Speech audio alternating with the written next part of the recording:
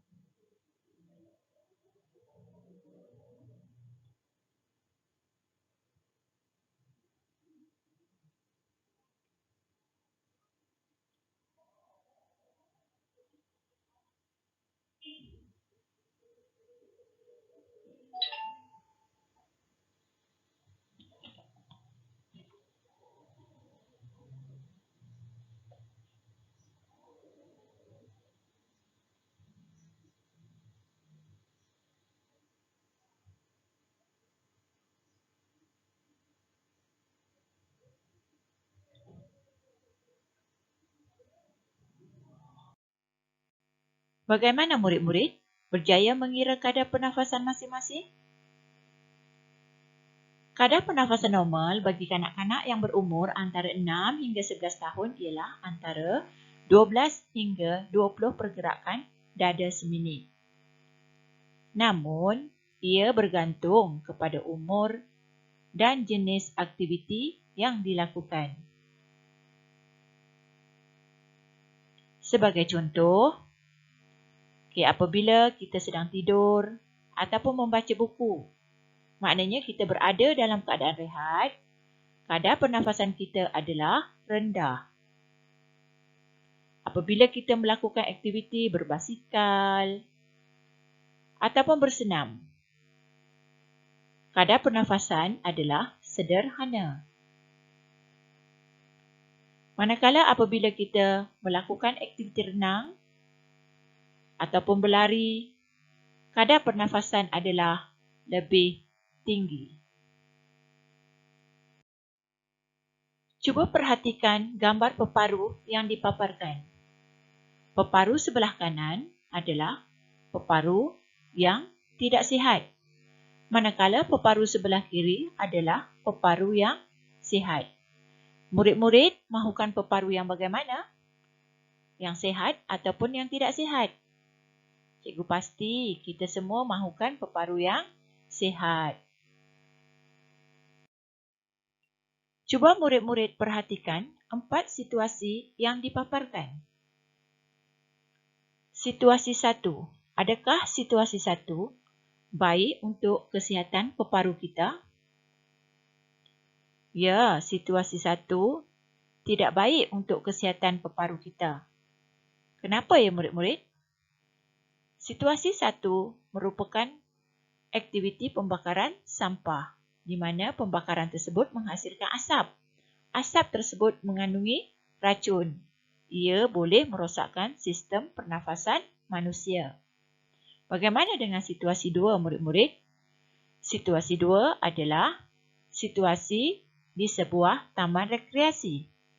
Adakah keadaan ini baik untuk kesihatan peparu kita?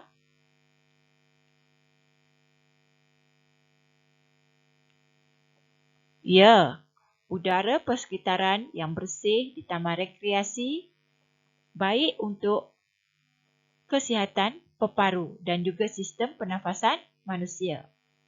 Bagaimana dengan situasi 3, murid-murid? Adakah situasi 3 baik untuk pernafasan manusia?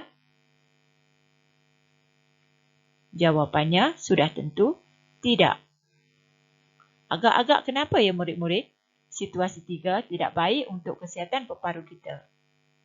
Apabila kita berkumpul dalam kumpulan yang ramai, penggunaan oksigen adalah meningkat. Jadi, kemungkinan untuk kita mendapat tidak cukup oksigen akan tinggi. Jadi, elakkan daripada berkumpul di tempat yang mempunyai ramai orang. Bagaimana dengan situasi 4, murid-murid? Adakah situasi 4 baik untuk kesihatan peparu kita? Ya, sudah tentu tidak. Asap rokok mengandungi racun yang sangat berbahaya kepada sistem pernafasan manusia. Dalam kelas pembelajaran pada kali ini, murid-murid telah pun didedahkan dengan kadar pernafasan.